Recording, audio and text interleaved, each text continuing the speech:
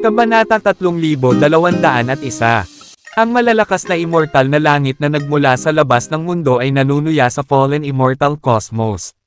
Mahirap para sa kanila na paniwalaan ang isang henyo na tulad ni Dustin ay nagmula sa mababang uri ng cosmos na ito.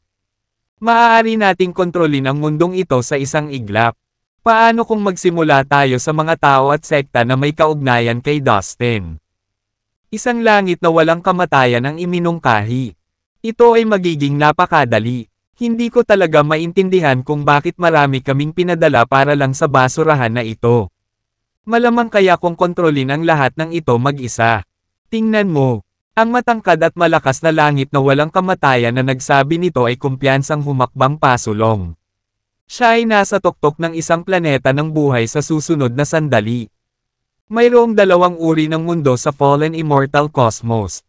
Ang planeta ng buhay mismo ay isang mundo. Ang isa pang uri ng mundo ay maaaring umiral sa isang nakapirming espasyo na napapalibutan ng mga hadlang sa kalawakan. Iyon ay tatawaging maliit na mundo. Hindi ka pani-paniwalang mahina sila. Hindi ko maisip kung paano sila nabubuhay. Tignan mo mayroong daan-daang milyong mga nilalang sa planetang ito. Ngunit ang pinakamakapangyarihan ay talagang dalawang sekta na ninuno. Ang matipunong langit na walang kamatayan ay tumilaok sa kanyang mga kasamahan. Humagalpak siya ng tawa. Saan ako nanggaling? Ang mga ninuno ng sekta ay maaari lamang maging mababang antas na mga disipulo. Marami ba tayong ipinadala sa fallen immortal cosmos na ito para lang makitungo sa mga ninuno ng sekta? Ang misyon na ito ay nasa ilalim natin. Malamang na mapatay ko ang libo-libong mga ninuno ng sekta sa pamamagitan lamang ng pagkabigla. Ang ibang mga immortal sa langit ay humagalpak ng tawanan dito. Sige, tatanungin ko lang itong dalawang sekta na ninuno tungkol sa mundo nila ha. Sana hindi ko sila atakehin sa puso. Sabi ng matipunong langit na walang kamatayan. Hoy, ikaw, halika dito. Naabot niya ang buhay na planeta sa ibaba. Isang kakilakilabot na puwersa ng pagsipsip ang bumaba sa planeta. Sa dalawang lihim na silid ng paglilinang sa planeta. Dalawang matandang lalaki ang nakaupo na naka-cross-legged. Nagmumuni-muni sa paghihiwalay. Ang dalawang matandang ito ay mga ninuno ng sekta at ang pinakamataas na pinuno ng planetang ito ng buhay. Sila ay naglilinang sa pag-iisa sa loob ng maraming taon at bihirang magpakita sa publiko. Ang lahat ng kanilang mga pagsisikap ay magiging walang saysay sa isang iglap. Sa sandaling ito, sa wakas ay tinamaan sila ng puwersa ng pagsipsip. Ano ito? Anong nangyayari? Sigaw ng dalawang matanda sa takot. Pumalakpak sila sa langit, sa gitna ng mga bituin. Hanggang sa makaharap nila ang matipunong langit na walang kamatayan, Dustin. Pagbati, mga mahihina. Ipinatawag kita dito para sa karangalan na sabihin sa amin ang tungkol sa lugar na ito. And make it good. Or else, papatayin kita. Mag-isip ka ng mabilis. Ang langit na walang kamatayan ay nanunuya sa dalawang matandang lalaki. Ano? Sino ka? Nasaan tayo? Ano ito? Ipinag-utos ni Chief Dustin ang kapayapaan sa universo. Bakit mo nilalabag ang utos niya? Maamong sabi ng isa sa mga matatanda. Nasabi niya kaagad na napakalakas ng lalaking nasa harapan niya. Pero mas naniniwala siya kay Dustin. Pagkatapos ng lahat, si Dustin ang pinakamakapangyarihan sa cosmos na ito. Oh, shut up, tanong ko dito. Ang matipunong langit na walang kamatayan ay naglabas ng kaunting lakas sa kanyang espiritual na kahulugan. Bang! Sumabog ang katawan ng matanda. Pati ang kanyang kaluluwa ay nawasak. Ang langit na walang kamatayan ay nagalit nang banggitin niya si Dustin. Just answer my questions. Nothing more. Nothing less. Inayos ng matipunong langit na walang kamatayan ang isa pang matanda na may nagbabantang tingin. I will. Please. Maawa ka. Natakot ang matanda sa labas ng kanyang talino. Lumuhad siya sa mabituing langit. Hindi maisip na malakas ang lalaking nasa harapan niya. Kaya niyang pumatay sa isang pag-iisip lang. Kaya niyang patayin siya na kasing dali ng isang langgam. Ginawa ng matanda ang itinanong sa kanya. Nanginginig na pinag-usapan ang cosmos na ito. At sinagot ang bawat tanong na ibinibigay sa kanya. Kaya si Dustin ay nagmula sa Immortal End World. At mayroon siyang maliit na hukbo na tinatawag na Immortal End Alliance. Pinag-isipan ito ng matipunong langit na walang kamatayan. Matapos ang isang beat, malamig siyang ngumiti sa matanda. Napakakatulong mo. Maaari kang pumunta sa impyerno ngayon. Nagpakawala siya ng kaunting energy pressure na sapat na malakas para yugyugin ang matanda sa kawalan. Ang matipunong langit na walang kamatayan ay ibinaling ang kanyang atensyon sa planeta ng buhay. Ang pag-iral ay walang kahulugan para sa gayong basurang mundo. Tinuro niya ang planeta ng buhay. Isang kolum ng enerhiya ang lumabas mula sa kanyang daliri at diretsyong tumama dito. Ang planeta ng buhay ay sumabog na parang isang malaking firework. Ang daan-daang milyong mga nilalang sa planeta ay nawasak lahat sa isang iglap. Hindi mo kailangang patayin silang lahat. Magagamit natin sila bilang mga alipin. Paano kung makuha natin ang lahat ng naninirahan sa universo at ipamahagi sila ng pantay-pantay sa atin? Maaaring gamitin ang mga lalaki para sa paggawa. Tulad ng pagmimina. Maaaring pagsilbihan tayo ng mga babae. Itinuro ng isa pang langit na walang kamatayan. Ang bait naman yan. Gawin natin yan. Tumango naman ang ibang immortal na langit bilang pagsang-ayon. Pero una, kinukuha namin ang lahat ng may kinalaman kay Dustin. Ito dapat ang ating pangunahing gawain. Sabi ng isang matandang langit na walang kamatayan. Kung gayon, pumunta na lang tayo sa Immortal End World at sakupin ang lahat ng nasa Immortal End Alliance. Malakas na sabi ng matipunong langit na walang kamatayan. Dahil dito, lumipat siya patungo sa Immortal End World. Ang ibang mga immortal sa langit ay sumunod sa kanya nang hindi nagmamadali. Samantala, sa panloob na mundo ng Millstone of Reincarnation sa Divine Beings World, si Dustin ay nilinang sa pag-iisa. Sa lahat ng oras na ito, si Dustin ay nasa kagubatan ng bato. Nakaupo na naka-cross-legged. Ang tanikala ng pinakamataas na kaliwanagan ay lumutang sa himpapawid. Patuloy na hinihigop ang mga tanikala ng kapangyarihan ng batas sa banal na antas. Pagkalipas ng ilang araw, naramdaman ni Dustin na ang kanyang kaharian sa wakas ay ganap na pinagsama at nagpapatatag. Tumigil siya sa paglilinang at tumayo. Nakakuha ako ng 8 uri ng mga banal na kasanayan sa kagubatan na ito. Na nagpalakas ng aking lakas sa pakikipaglaban ng maraming beses. Iniisip ko kung may iba pang mga banal na kasanayan dito. Nagtataka si Dustin habang nakatingin sa malayo. Ginamit ni Dustin ang kanyang kakayahan sa paggalaw ng katawan upang tuklasin ang masukal na kagubatan ng bato. Naisip niya na dapat mayroong hindi mabilang na mga banal na Diyos na pumasok sa kagubatan ng bato at dinalisay ang kanilang mga kaluluwa doon. Sa tuwing tumuntong ang isang banal na Diyos sa kagubatan ng bato, isusulat niya ang kanyang kwento ng buhay, mga kasanayan sa lihim na pamamaraan, at mga huling salita sa isang halijing bato. Ang mga batong halijing ito ay naglilinis sa sarili. Mayroon silang likas na kakayahan upang hugasan ang lahat ng mga nakaukit na salita at ron paminsan-minsan. Gayunpaman, pinananatili ni Dustin ang kanyang pag-asa na mananatili ang ilang mga record.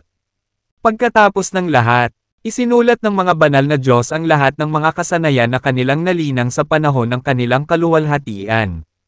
Naisip pa niya na makahanap ng ilan sa mga pambihirang magic treasures tulad ng reincarnation token sa Stone Forest. Kung nakahanap nga siya ng isa, aani siya ng masaganang ani.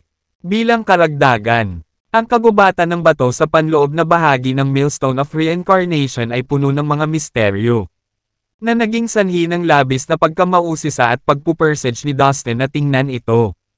Pagkaraan ng mahabang panahon na pag-alagala sa kagubatan ng bato, bigla siyang may nahanap. Ha! Ungol niya. Sa di kalayuan, mayroong isang matayog na halijing bato, na mahinang naglalabas ng matinding layunin ng espada. Pamilyar na pamilyar si Dustin sa layunin ng espada. Walang pag-aalinlangan. Nagmamadali siyang tinungo ang kumikinang na halijing bato. Napansin niya na may mga salita at ron na nakaukit sa halijing bato. At mga guhitan ng pinakamataas na layunin ng espada at isang nakakatakot na aura ng espada na patuloy na nagmumula rito. Wow! Sa wakas ay natagpuan ko na ang pamana na iniwan ng isa pang banal na Diyos. Parang nagkaroon pa siya ng cultivated sword skills. Excited na bulalas ni Dustin. Sinimulan niyang pag-aralan ang mga salita at rune sa Halijing Bato.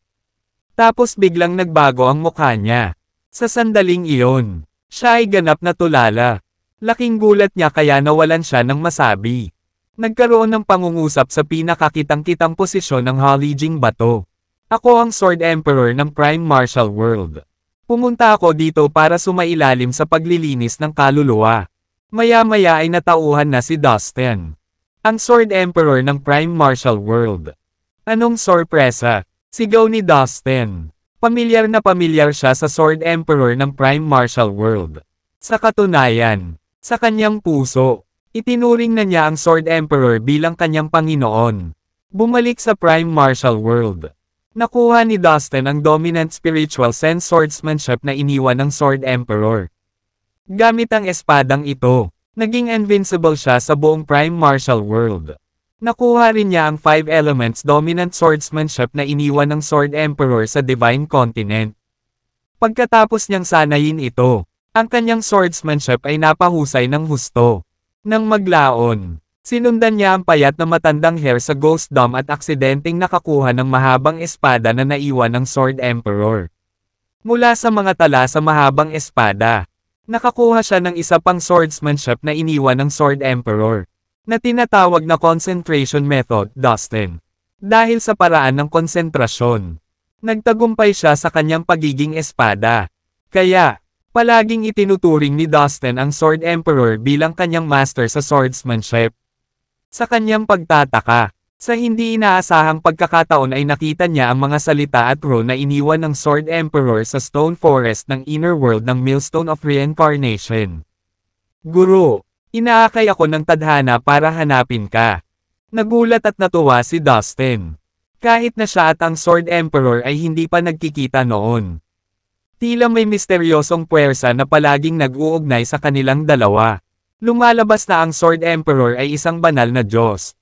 Biglang natauhan si Dustin.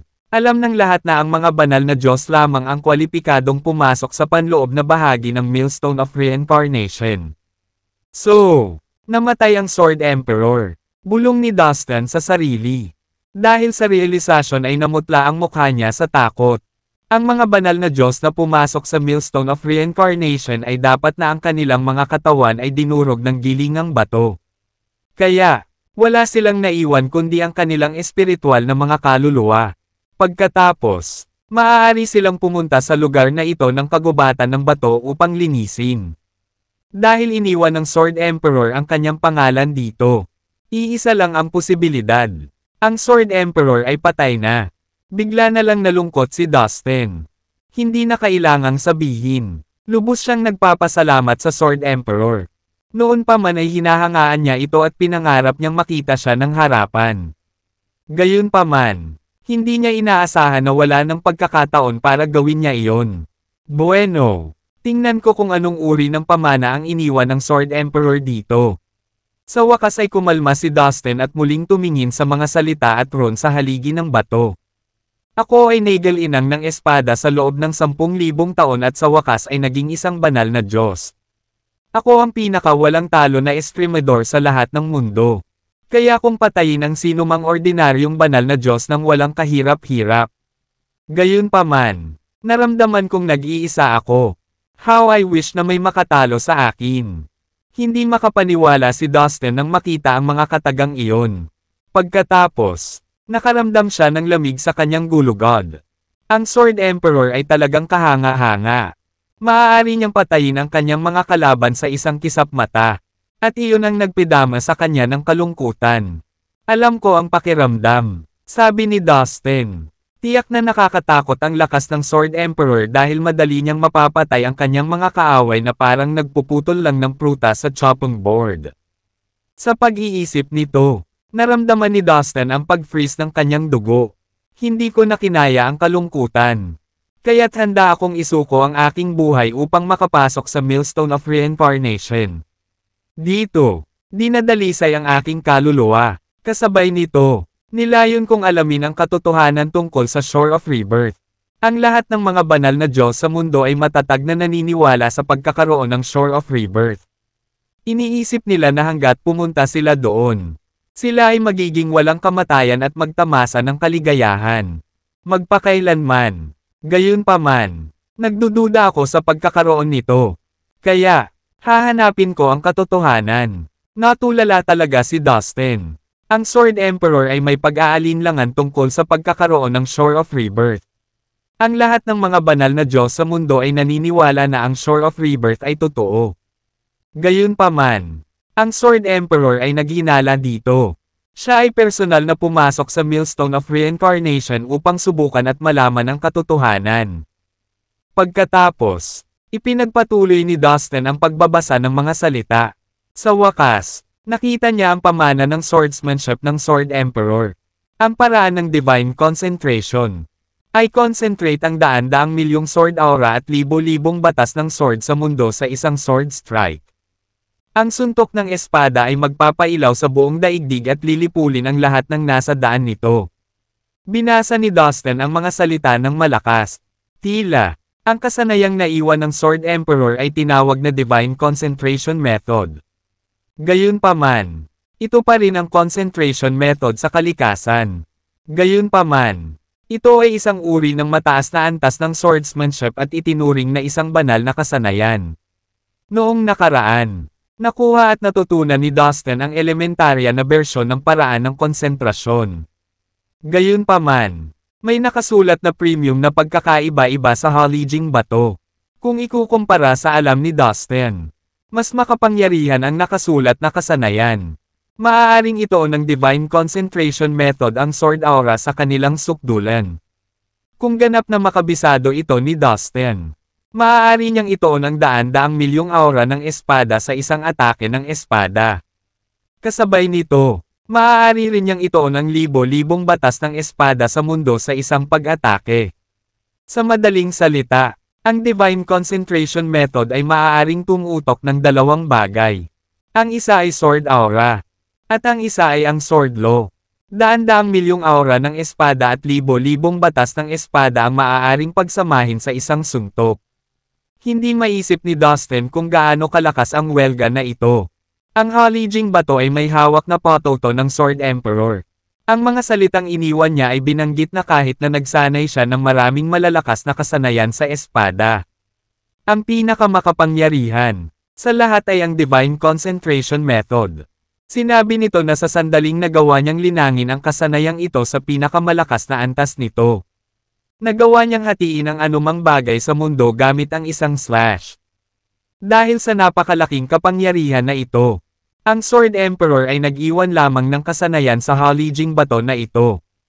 Nang hindi binanggit ang anumang iba pang swordsmanship, nilaktawan ang impormasyon. Sa wakas ay naabot ni Dustin ang isang talata na ikinagulat niya.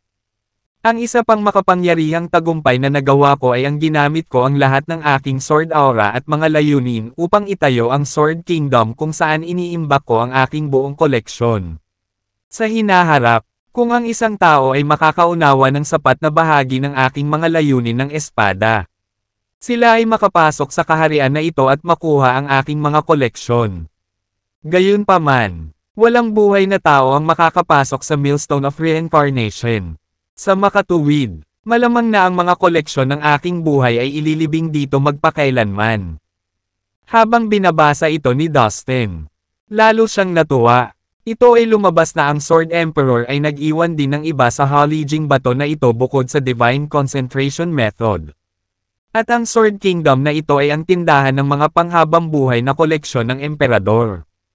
Sa pag-iisip kung gaano kalakas ang Emperador noong nabubuhay pa siya, ang kanyang mga koleksyon ay tiyak na may malaking halaga na hindi maisip ng mga ordinaryong tao.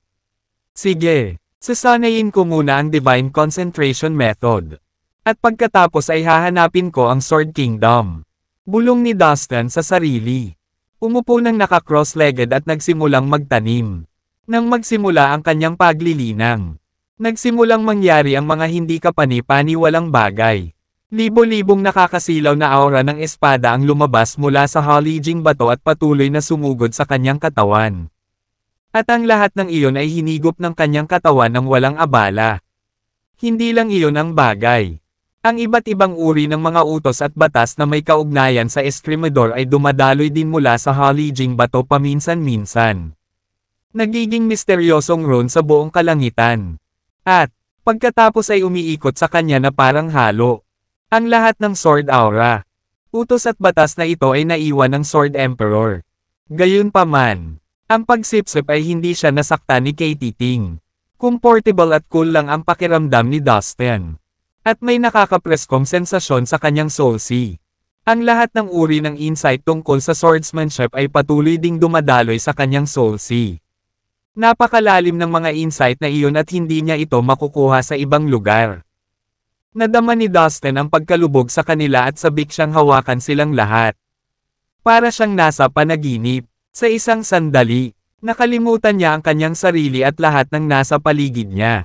Habang lumilipas ang panahon, lamilinaw ang layunin ng espada na kumikinang sa katawan ni Dustin. Ang liwanag ay mas maliwanag ngayon. Parang magical ang katawan niya ngayon. At, nagsisimula ng tumaas ang antas ng kanyang pagiging espada. Pagkaraan ng 3 araw, isang maliwanag na liwanag ng espada ang lumabas sa kanyang katawan at sumugod sa kalangitan. Hindi huminto ang liwanag hanggang sa lumipas ang mahabang panahon. 500,000 atake ng espada na isinama sa isa. Gulat na bulalas ni Dustin. Gayunpaman, may nagsabi sa kanya na ito ay simula pa lamang. At ito ay, lumipas ang isa pang 2 araw. Si Dustin ay gumawa ng karagdagang pag-unlad.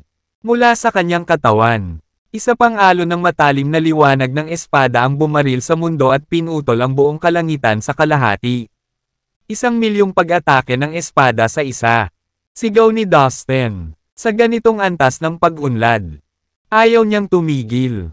Nagpatuloy siya sa pag-aaral ng higit pa at sa wakas ay nagawang isama ang 1,500,000 pag-atake ng espada sa isa.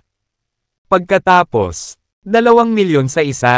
Pagkaraan ng 10 araw, may nangyaring mas hindi kapani-paniwala. Gumawa siya ng malaking pag-unlad. Sa pagkakataong ito, isang liwanag ng espada na kasing siksik ng talon ang tumawid sa kalangitan, Dustin. Ang sword light na ito ay naglalaman ng isang kakilakilabot na aura ng pagpatay na maaaring pumatay sa lahat ng bagay sa kanyang paraan. Saan man ito dumaan, ganap nitong dinurog ang kontinuum ng espasyo. At oras, 10,000,000 pag-atake ng espada sa isa. Masyadong nakakatakot ang kapangyarihang ito. Bulong ni Dustin sa kanyang sarili. Nasiyahan sa kanyang napakalawak na pag-unlad. Pero hindi pa rin tapos. Sa paglipas ng panahon, ang kanyang pagiging espada ay patuloy na lumalaki ng husto. 20,000,000 pag-atake ng espada sa isa. 30,000,000 sa isa. 80,000,000 sa isa. Phew! After 80,000,000, parang na-bottleneck na ako. Kung patuloy akong maglilinang, malamang na ang aking kaharian. Espiritual na kahulugan. At maging ang kakayahan sa pag-unawa ng aking kaluluwa ay hindi ako masusuportahan sa pamamagitan nito. Maaaring, talagang mapanganib iyon. Tuluyan ng tumigil si Dustin sa paglilinang nang maramdaman niya ito. Alam niya na siya ay nasa paunang yugto pa lamang ng Divine Concentration Method. Na mas mababa sa kinatatayuan ng Sword Emperor. Gayunpaman, sa kanyang kasalukuyang antas ng lakas, ito lamang ang kanyang kayang linangin. Kapag bumuti ang kanyang kabuoang lakas, maaari niyang ipagpatuloy ang paglilinang ng pamamaraang ito. 80,000,000 atake ng espada sa isa. Kahanga-hanga. Ngayon, sa tingin ko ay madali kong mapapatay ang isang malaking grupo ng mga master sa Heaven Immortal Realm sa isang segundo lang.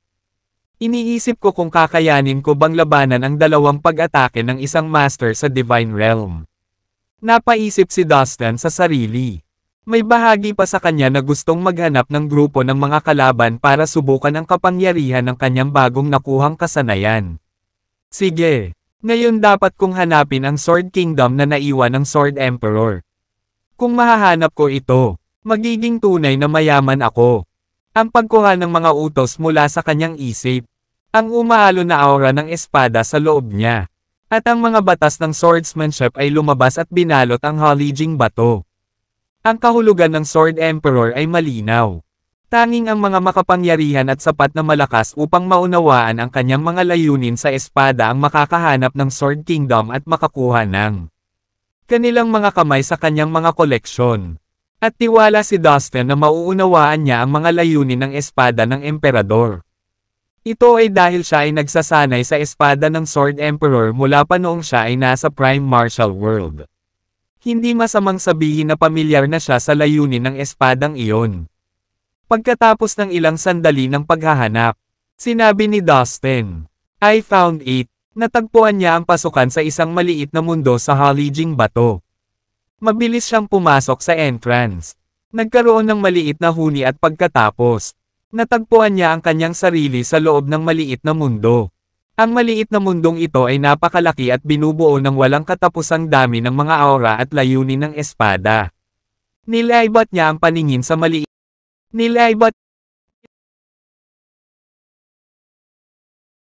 Nagkaroon ng maliit na huni at pagkatapos, natagpuan niya ang kanyang sarili sa loob ng maliit na mundo. Ang maliit na mundong ito ay napakalaki at binubuo ng walang katapusang dami ng mga aura at layunin ng espada. Nilaibat niya ang paningin sa maliit na mundo.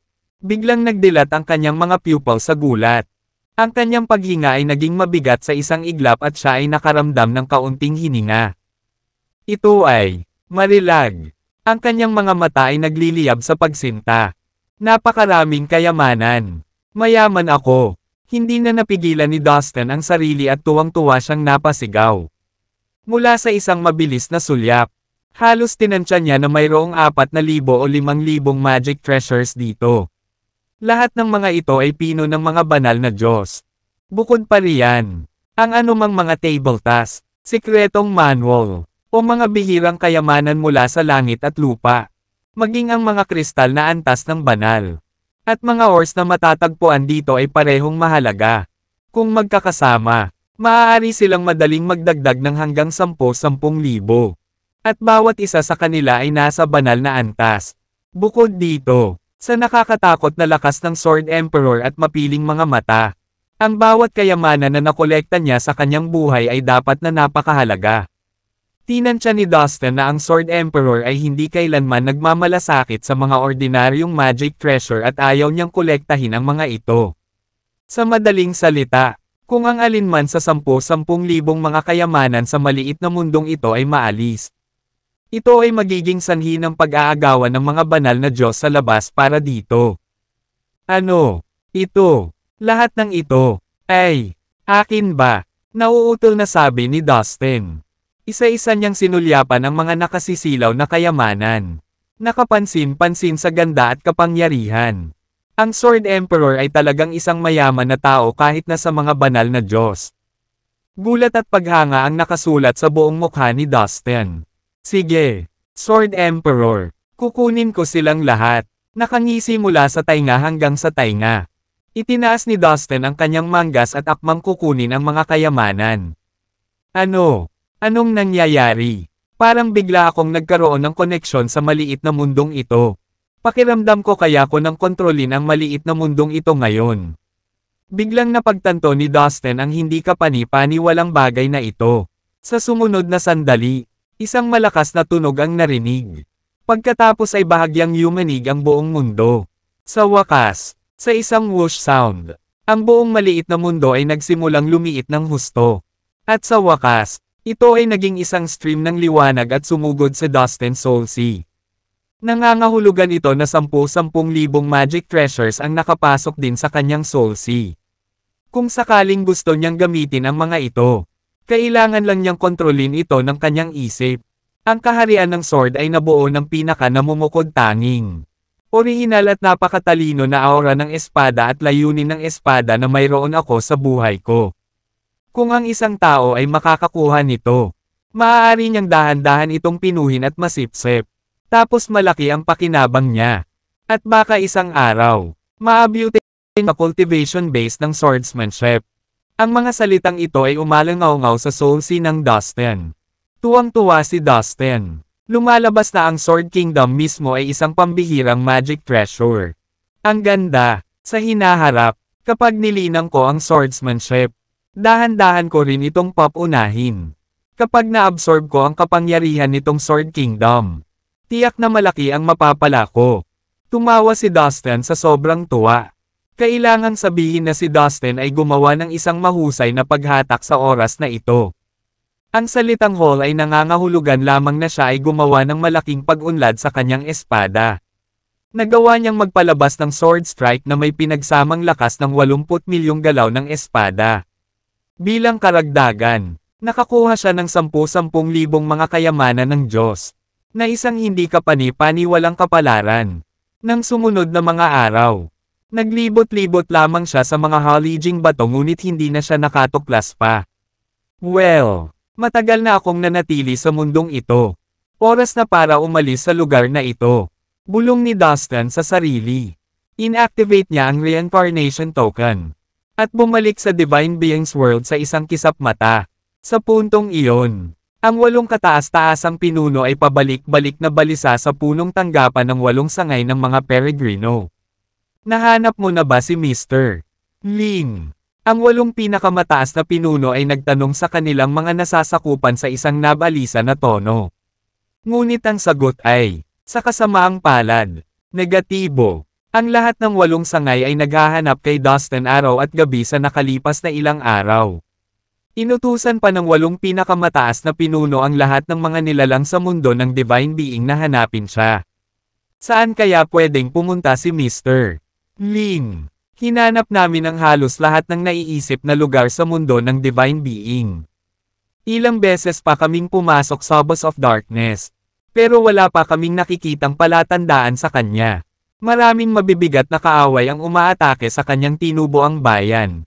Ang Fallen Immortal Cosmos. Kung mabibigo siyang makarating doon sa tamang panahon, ang buong cosmos ay magiging mga guho.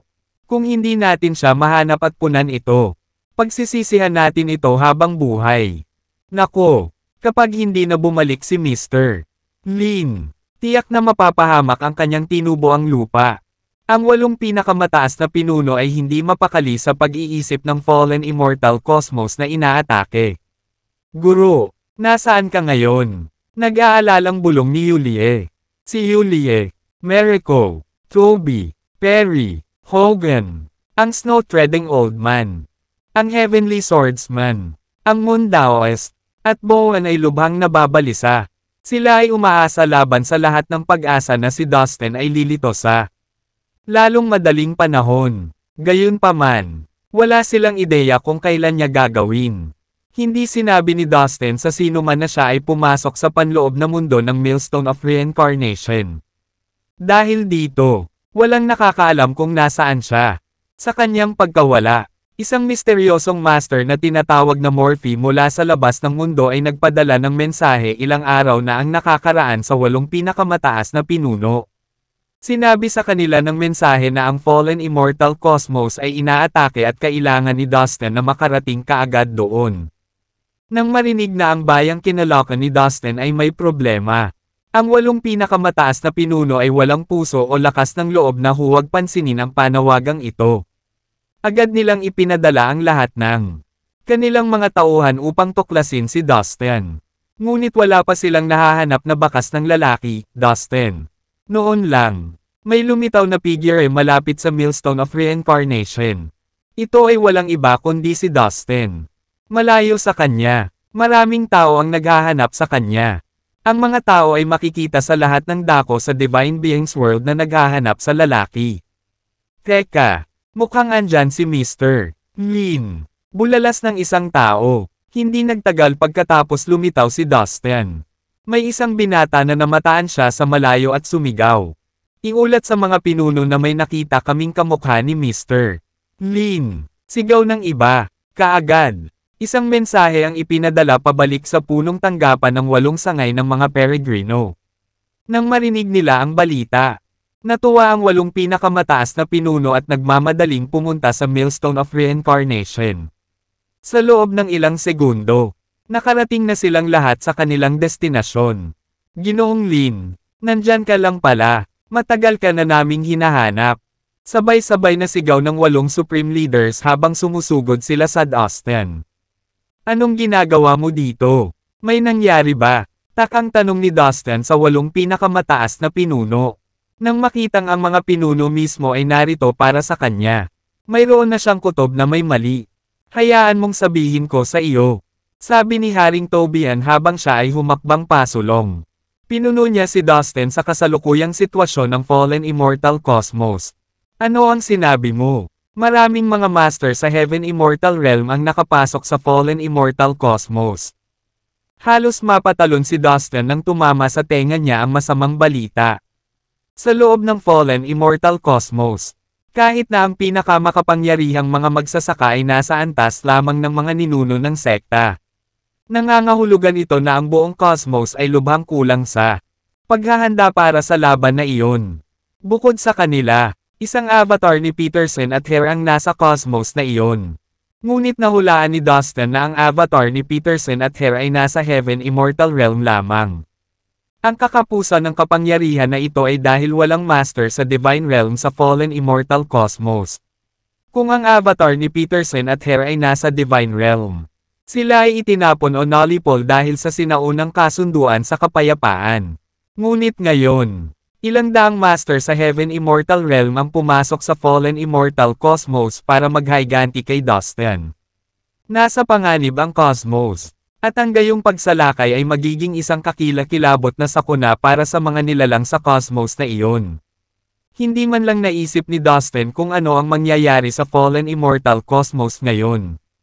Napakahalaga sa kanya ng lugar na iyon. Maraming mga tao na pinakamahalaga sa kanya ang naninirahan doon. Kabilang ang, higit sa lahat, sina Caroline, Ivy at Sue. Kung may nangyaring masama sa kanila, isa itong malaking dagok kay Dustin.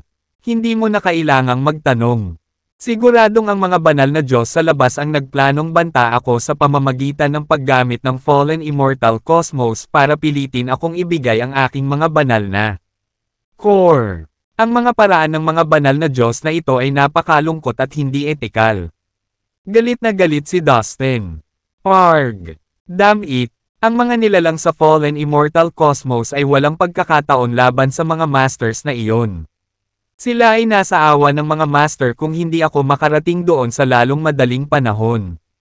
Ang mga banal na Diyos na iyon ay nararapat na mamatay. Ang mga Panginoon sa Heaven Immortal Realm ay nararapat sa isang masakit na kamatayan. Kinain siya ng galit. Kailangan kong bumalik. Emosyonal niyang bulalas. Tumaas at bumagsak ang kanyang dibdib sa galit. At ang mga ugat ay pumipintig sa kanyang leeg. Hindi nagtagal. Sinubukan niyang kumalma. Hand-on. Mayroon akong reincarnation token. Biglang naisip ni Dustin ang token. Ang mga coordinate ng ilang mga universo ay nakaimbak na sa reincarnation token. Sinusuri pa ni Dustin kung aling mga universo. Ngunit malabo niyang naalala na nakita niya ang mga coordinate ng Fallen Immortal Cosmos. Hindi nag-aksaya ng oras. Pinakawalan niya ang kanyang espiritual na pakiramdam para hanapin ang Fallen Immortal Cosmos sa reincarnation token. Malaki. Nahanap ko na. Biglang natuwa si Dustin at bumungad sa kanyang mukha ang kagalakan. Maghintay ka lang. Wawasakin kita at ang mga sekta mo. Mga tanga. At isinusumpa ko na puputulin ko ang mga ulo ng mga banal na Diyos balang araw. Umuungal si Dustin na may masamang ngiti.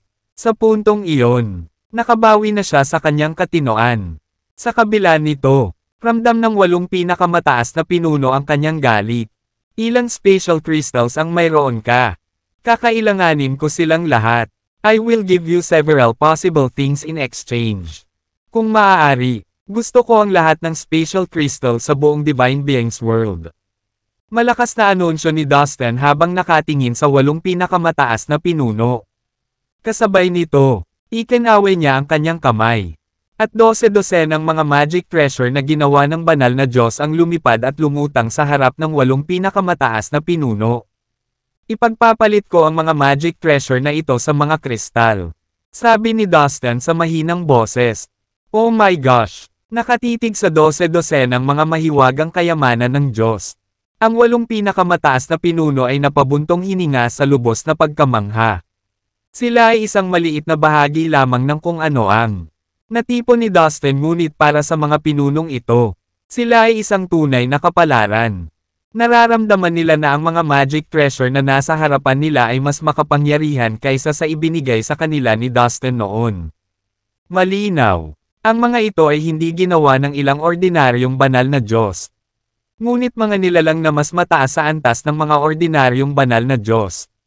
Mr. Lin, hindi namin matatanggap itong divine level magic treasures. Masyadong mahalaga ang mga ito. Tungkol naman sa spatial crystals. Kukunin namin ang lahat ng ito sa Divine Beings World at ibibigay sa iyo kung kailangan mo. Medyo matagal bago makabangon ang 8 pinakamataas na pinuno mula sa matinding pagkabigla. It's okay. Keep them. Marami pa akong magic treasures tulad ng mga nasa sinturon ko. Sabi ni Dustin. Ano? Marami pa ring magic treasure si Dustin. Ang 8 pinakamataas na pinuno ay muling nabigla upang magsalita. Paano at kailan naging pangkaraniwan ang mga divine level magic treasures? Bukod sa 12-dosenang mga magic treasures na inilabas niya para gamitin. Marami pa siyang natitira. Siyempre, ang 8 pinakamataas na pinuno ay walang anumang pagdududa sa kanyang sinabi. Sa kanyang lakas, naramdaman niyang hindi niya kailangang magsinungaling sa kanila. Well, since you are so generous, we will accept these magic treasures. Thank you for your generosity.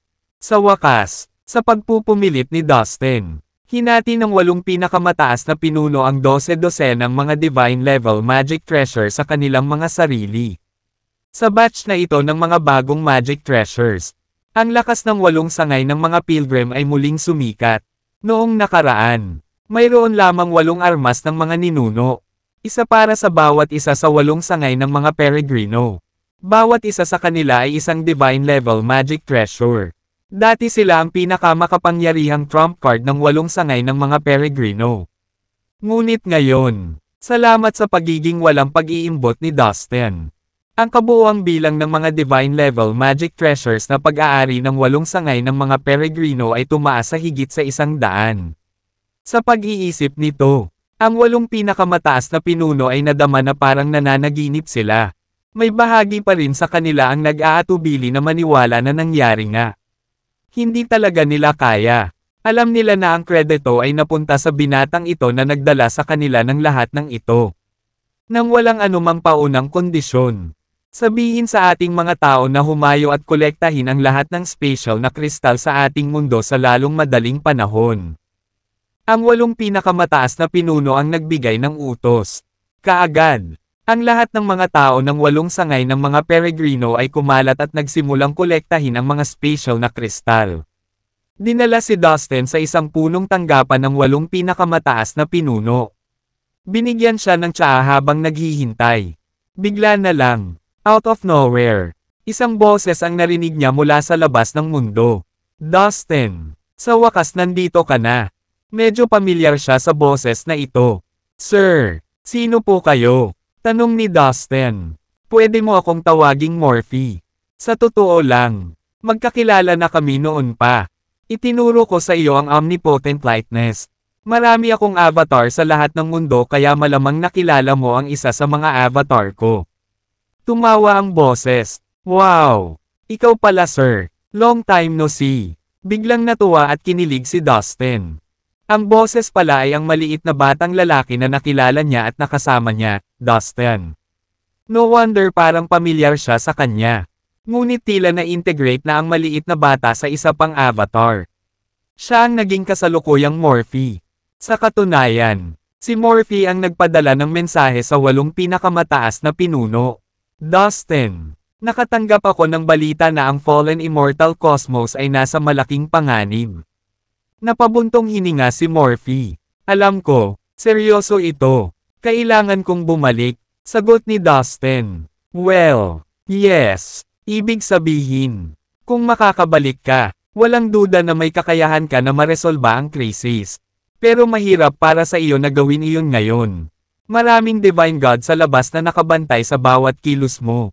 Sa sandaling umalis ka sa mundo ng divine being, agad ka nilang sasalakayin. Pagkatapos nito, Magiging napakahirap para sa iyo na iwaksi ang mga ito at lumabas pabalik sa fallen immortal cosmos. Napabuntong hininga si Morphe. Alam ko ang sinasabi mo. Pero huwag kang mag-alala. Sir, may ideya ako. Confident na sagot ni Dustin. Sa paggamit ng reincarnation token. Hanggat mayroon siyang sapat na spatial crystals, maaari niyang direktang i-teleport ang kanyang sarili pabalik sa fallen immortal cosmos. Kasabay nito, samahi ka ng reincarnation token. Natitiyak niya na kahit na ang pinakamatalas at pinaka-alerto ng mga banal na Diyos ay hindi siya mahahanap. Lalo pa ang makita ang kanyang presensya. Ganun ba? May idea ka? Hindi uobra. Dustin, kailangan mong maunawaan na anuman ang ibig sabihin ng mayroon ka. Ang mga banal na Diyos ay maaaring malasahan ito. Mas malakas sila kaysa sa iyo. Alam kong isa ka ng kataas-taasang nilalang. Ngunit kailangan mong malaman kung gaano sila kalakas kaysa sa iyo. Pagkatapos ay maaari mong gamitin ang iyong sarili. Well, narito ang maaari nating gawin. Mag-iimbita ako ng ilang kaibigan para ma-escort kanila pabalik sa fallen immortal cosmos.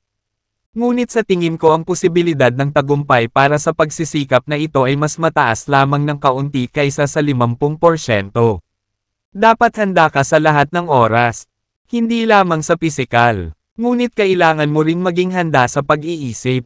Ito ay magiging napakadelikado. Marahil ang pinakamapanganib na laban na makakaharap mo. Sabi ni Morphe na may labis na pag-aalala. Pagkatapos, walang iba kundi katahimikan. Natagpuan ni Dustin ang kanyang sarili na mag-isa muli. Obviously, pumunta na si Morphe para maghanda. Sir, wala po kayong dapat ipag-alala kahit kaunti tungkol sa akin. May paraan talaga ako para makatakas sa anumang pagtugis. Sabi ni Dustin na may mapait na ngiti. Kasabay nito, labis ang kanyang pasasalamat sa kabutihan at pagmamalasakit ni Morphe. Pagkalipas ng 2 oras, ang mga tambak ng spatial na kristal ay naipadala na sa Dustin. Mayroong daan-daang milyong mga spatial na kristal sa buong mundo ng Divine Being. Ito ay isang malaking bilang. Alam ng lahat na ang mga spatial na kristal ay espesyal at hindi kapani-paniwalang bihira sa bilang. Mr. Lin, yun lang ang magagawa natin. Hindi ko alam kung magiging sapat ba sila. Sabi ni King Yates kay Dustin. Sa tingin ko, sagot ni Dustin. Ang totoo, hindi niya alam kung ilang spatial crystal ang kailangan niya para i-teleport ang sarili niya pabalik sa fallen immortal cosmos. Mukhang kailangan kong magtrabaho ng husto sa paglinang ng spatial na kapangyarihan sa hinaharap. Napaisip si Dustin sa sarili. Para magamit ang reincarnation token para mag-teleport sa malalayong distansya, kailangang matugunan ang isa sa 2 kondisyon. Una, kailangan niya ng malaking bilang ng mga spatial na kristal upang magamit bilang panggatong ng enerhiya para sa teleportasyon.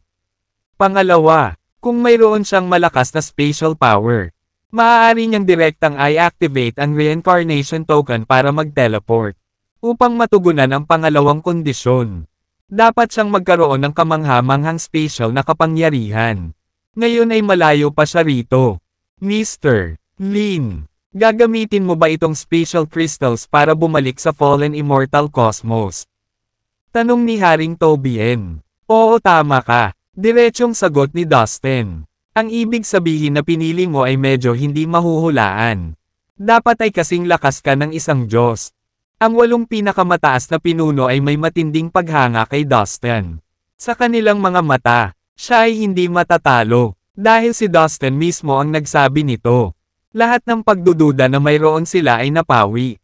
Column. Sabi ni Dustin habang nakayuko sa 8 Supreme Leaders. Mr. Lin, kung may oras ka sa hinaharap, dapat kang pumunta sa Divine Beings World para makipagkita sa amin. Ang 8 pinakamataas na pinuno ay nag-aatubili na paalisin si Dustin. Naging mahal nila siya at nasanay na silang kasama siya. Teka, hindi ka ba pwedeng umalis sa mundo ng Divine Being? Curious na tanong ni Dustin. Sa kasamaang palad ay tama ka. Mahiwaga kaming nasumpa na manatili sa mundo ng Divine Being magpakailanman upang bantayan ang mga labi ng mga patay na Divine Gods. Sabi ni Haring Tobian habang itinuturo ang malalaking banal na bundok na lumulutang sa kalangitan ng mundo ng Divine Being. Ang sino mang umalis sa mundo ng Divine Being ay mamamatay sa medyo brutal at misteryosong paraan. Sa dami ng hadlang na iyon, hindi namin iisipin na iwanan ito. Dagdag ni King Yates. Nakita ko, medyo nabigla si Dustin. Hindi niya inaasahan na magkakaroon ng ganoong kaayla hilakbot na sumpa. Column. Ingatan mo ang sarili mo. Kinaweyan ni Dustin ang kanyang kamay. Pinagsama ang lahat ng mga kristal sa espasyo at nawala sa isang iglap. Pagkatapos ay tumira siya sa isang malayong lugar at kinuha ang reincarnation token. Ginamit niya ang kanyang espiritual na kahulugan upang matukoy ang lokasyon ng fallen immortal cosmos. Nakatambak sa kanyang harapan ang mga kristal na espasyo. Ang mga ito ay kumikinang sa ilalim ng araw at tila isang tumpok ng mga kumikislap na brilyante. Ang reincarnation token ay biglang naglabas ng mga sinag ng maliwanag na banal na ningning. Gayunpaman, nanatili itong hindi tumutugon. Hindi pwede. Paano ito nangyari? Ang fallen immortal cosmos ay isang mababang antas lamang ng universo. Hindi ako makapaniwala na hindi pa rin sapat ang tambak na ito ng mga kristal sa kalawakan para ay teleport ako pabalik. Anong nangyari? Paano ko ito gagawin? Naunawaan ni Dustin ang tugon ng reincarnation token. Ang mga kristal na espasyo ay hindi sapat. At kailangan niya ng higit pa. Well, saan ako makakahanap ng mas maraming space crystals? Nainis si Dustin sa kanyang pinagdaraanan. Siya ay naging balisa. Dahil gusto niyang bumalik sa fallen immortal cosmos ng labis. Dustin, ready ka na ba? Nandito kami para sunduin ka. Magtulungan tayo at pumutok ng space node ng Divine Beings World at pagkatapos ay matutulungan ka naming makaalis. Biglang umalangaw-ngaw ang boses ni Morphe. Ito pala ay dinala ni Morphe ang ilan sa kanyang mga kaibigan sa ibabaw ng space barrier sa labas lamang ng Divine Beings World. Sir! Meron po ba kayong space crystals? Pwede niyo po ba akong ipahiram? Tanong ni Dustin. Space crystals. Bakit gusto mo ng space crystals? Para sa paglilinang. Huwag mo nang isipin iyon. Bumalik sa fallen immortal cosmos at lutisin ang krisis doon.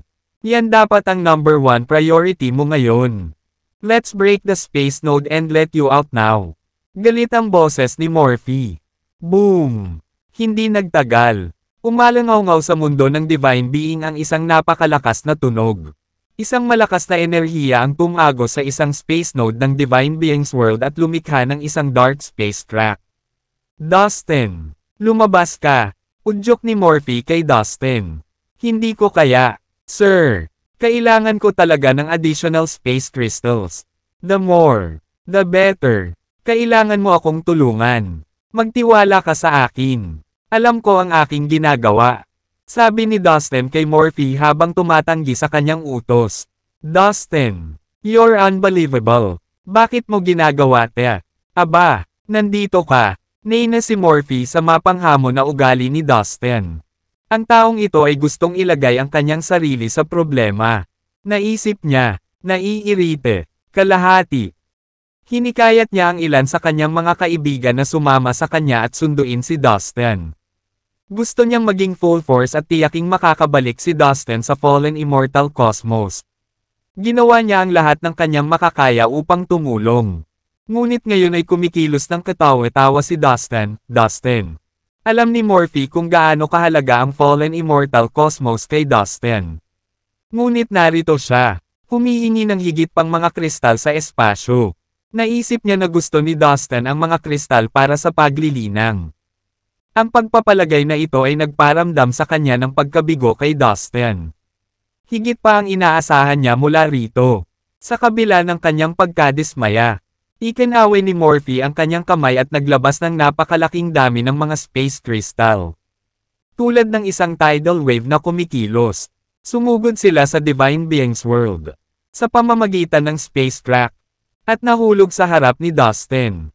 Bilang isang banal na Diyos, taglay niya ang lahat ng uri ng kayamanan mula sa langit at lupa.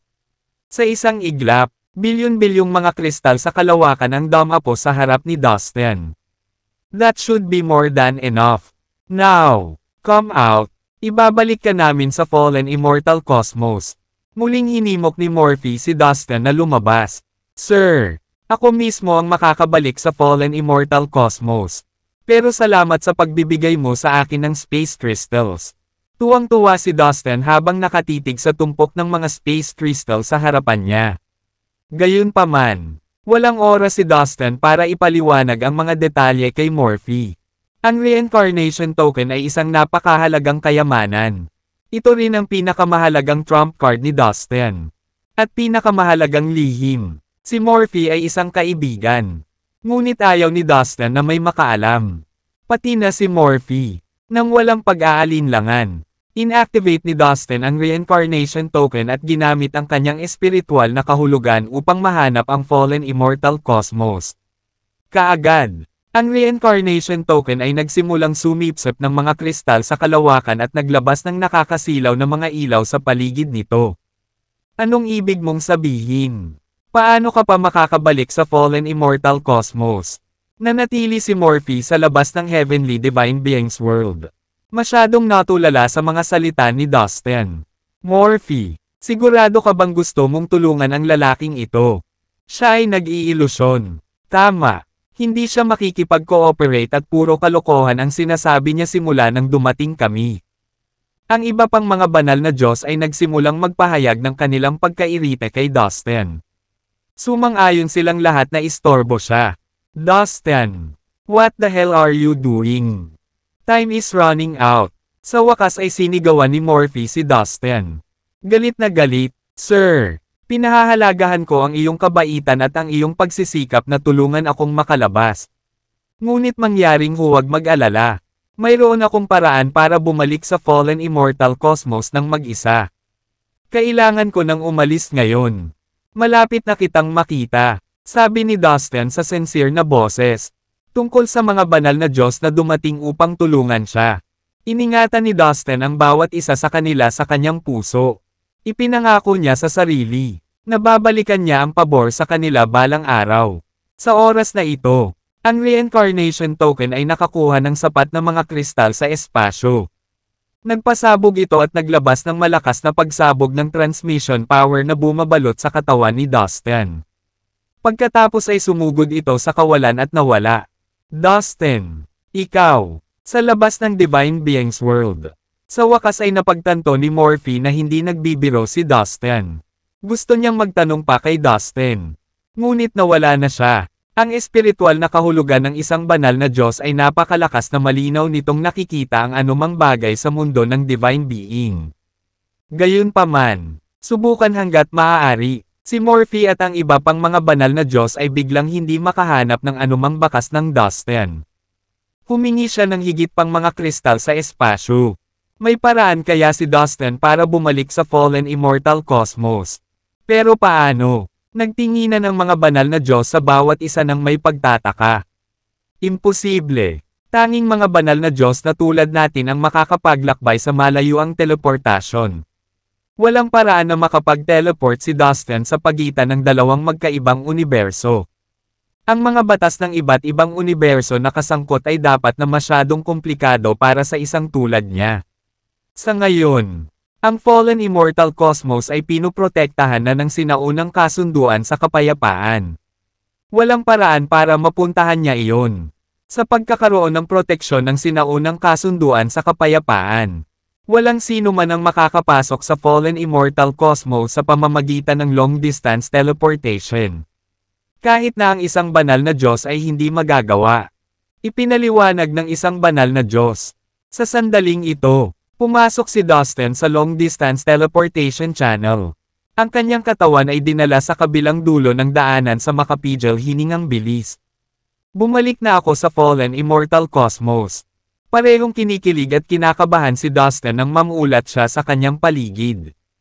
Halos 2 taon na ang nakalipas mula noong umalis siya sa fallen immortal cosmos. Pumunta siya sa Primordial Road, pabalik sa Earth, at kalaunan sa Divine Beings World. Sobrang na-miss niya ang kanyang mga kaibigan. Kasabay nito, nag-aalala si Dustin sa kasalukuyang sitwasyon ng fallen immortal cosmos. Alam niyang napakahina ng Fallen Immortal Cosmos.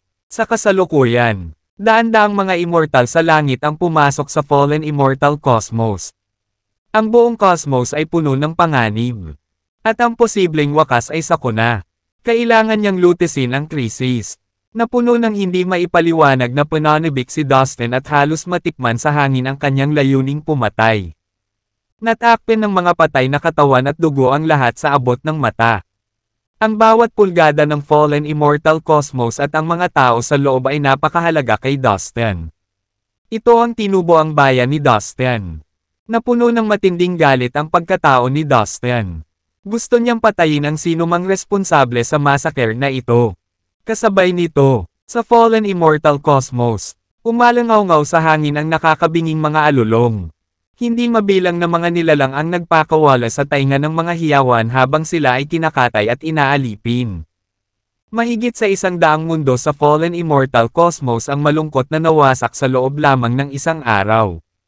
Maging ang mga pinuno ng 12-dosenang mga mundo ay nadurog sa alabok dahil may nasabi silang mali at nasaktan ang lumulusob na mga immortal sa langit.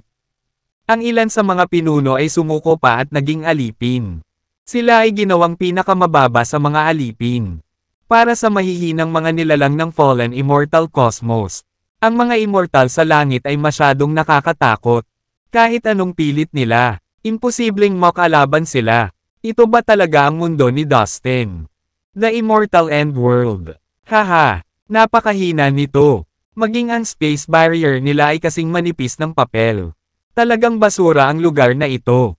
Ang Fallen Immortal Cosmos ay isang bastos na universo at ang Immortal End World ay kasing bastos. Ang isang malaking bilang ng mga immortal sa langit ay nagtipon sa labas ng Immortal End World. Ang sekta natin at si Dustin ay sinumpaang magkaaway. Hayaan mo akong gawin. Isang purple na robe ang umikot sa paligid ng isang nasa katanghaliang gulang na lalaki habang siya ay humakbang pasulong at iniunat ang isang malaking kamay upang maabot ang Immortal End World. Boom! Boom! Boom! Isang rumaragasang alon ng nakakatakot na kapangyarihan ang dumaan sa bawat pulgada ng Immortal End World. Halos mabulag sila ng maliwanag na liwanag ng hindi mabilang na mga bituin ang sumabog bilang isa. Maririnig ang malalakas na bitek habang ang Immortal End Continent ay agad na nahati sa 12-dosenang piraso. Nawasak ang bawat pulgada ng buong mundo. Ano? Anong nangyari? Parang nawala lahat. Ano ang nangyayari? Paanong posible iyon? Napuno ng pagkabigla ang nasa katanghaliang gulang na lalaki na naka-purple robe habang pinaplano niyang patayin ang lahat ng nilalang sa Immortal End World sa isang shot. Gaano man niya iniskan ang mga labi ng mundo. Wala siyang makitang pahiwatig ng anumang buhay na nilalang. Talaga, anong nangyari? Bakit nawawala ang lahat ng anyo ng buhay? Maging ang ibang Heaven Immortals ay hindi napigil ang mapasigaw sa gulat. Hindi lang ang Immortal End World. Kahit ang iba pang 12-dosenang mundo sa galaxy na ito ay walang laman. Wala ni Katie Ting na buhay na nilalang sa loob. Ang kalabakang ito ay kabilang sa Immortal End Alliance. Sa madaling salita, lahat ng mga nilalang ng Immortal End Alliance ay nawala sa hangin. Malakas na bulalas ng isang langit na walang kamatayan. Humph! Kailangan pa bang magtanong? Tiyak na tumakbo sila habang nakatali ang buntot sa pagitan ng kanilang mga paa nang marinig nila ang balita. Isang langit na walang kamatayan na sumisinghot ng panunuya. Ang mga banal na Diyos ay nagbabantay sa labas mismo ng Fallen Immortal Cosmos. Hindi sila makatakbo, kaya dapat nasa universe pa rin sila. Humph! Hahanapin ko kung saan sila nagtatago. Isang lalaking nakasuot ng puting damit at mukha na tila pinate mula sa jade. Ang gumalaw ng kanyang mga kamay hanggang sa isang misteryosong spatial energy ang patuloy na naglalabas mula sa kanya. Ilang saglit lang ay nagsalita ulit siya. Nahanap ko ang aura na iniwan nila. Terena, binaluktot ng masamang kagalakan ang mga katangian ng lalaking nakasuot ng puting damit at humakbang siya pasulong at lumipad palayo sa isang kisap mata. Isa-isang sumunod ang ibang Heaven Immortals, Dustin. Ilang saglit lang ay mabilis na silang nakarating sa kanilang destinasyon. Ang lalaking nakasuot ng puting roba ay tinusok ang isang daliri patungo sa espasyo sa kanyang harapan at sinabing, Lahat ng mga nilalang ng Immortal End Alliance ay nasa maliit na mundong ito. Ang espasyong ito ay ang pasukan sa isang maliit na mundo kung saan matatagpuan ang Celestial Palace. Tere na at tingnan natin. Isang malakas na pagsabog ang Humanig sa kalawakan sa pamamagitan lamang ng isang sampal. Lumitaw ang manipis na mga linya sa web hanggang sa tuluyang nabasag ang espasyo upang ipakita ang isang malaking pasukan. Kumaway ang puting robe ng unang sumugod ang lalaki. Ang lahat ng iba pang immortal sa langit ay mabilis na sumunod sa kanya. Kasabay nito, sa Celestial Continent kung saan matatagpuan ang Celestial Palace, sina Peterson, Hare, at Kevin ay magkasamang nakatayo sa kontinente at malungkot na tumingin sa labas. Halos lahat ng matatandang miyembro ng Immortal End Alliance ay naruroon. Isang makapal na ulap ng pag-aalala ang ramdam sa hangin. Ang isang tuloy-tuloy na daloy ng masamang balita ay tila walang katapusang dumating sa araw na iyon. Ang bawat balita na nakarating sa kanila ay tungkol sa kung gaano kalakas, kakilakilabot, at hindi magagapi ang mga mananakop. Bawat mundong kanilang nadaanan ay nawala sa isang iglap. Ang ilan sa iba pang mga mundo ay ang lahat ng kanilang mga nilalang ay naging mga alipin. Ang kalungkutan, galit, at kawalan ng pag-asa ay lumulunod sa buong Fallen Immortal Cosmos.